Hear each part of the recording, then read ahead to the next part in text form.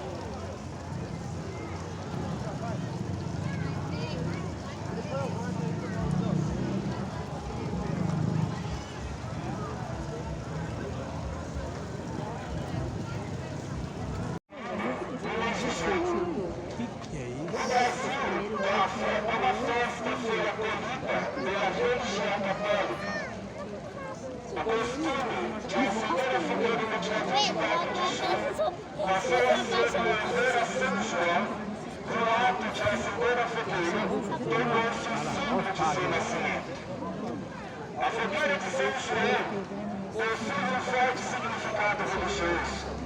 Para a tradição católica, sua origem se deve através de um prato feito entre as primas Maria, mãe de Jesus Cristo, e Isabel, mãe de São João Batista. Você nunca viu Em uma tarde, Isabel teria ido até a casa de Maria para contar que em breve nasceria o seu filho João Batista. Fica aqui junto do menino, que você não pode ficar na frente das pessoas. Isabel avisou que faria uma fogueira grande que deveria ser vista de longe. Uma promessa cumprida. No dia 24 de julho, Maria viu a fumaça de chamas vermelhas. Seguiu até a casa de Isabel e encontrou João Batista, que se tornou um dos santos mais importantes da tradição católica. Tudo bem? A nossa proteção está no nome do Senhor. Fez o céu e a terra. O Senhor esteja convosco. Ele está no meio de nós. Senhor Deus, Pai Todo-Poderoso, luz extinguível, o Criador de toda luz, santificai este fogo novo e dai-nos um dia, após as trevas desta vida, que possamos puros de coração chegar a vós, luz inextinguível, por Cristo nosso Senhor. Amém. Em nome do Pai, do Filho e do Espírito Santo. Amém. Ó, vamos lá. Acende a fogueira, né? Então, neste momento, nós vamos acender o fogo novo.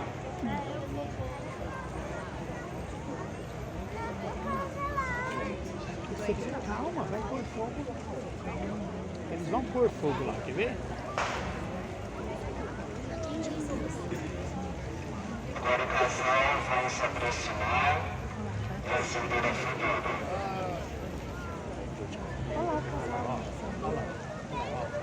Olha os velhinhos. Vem, ó.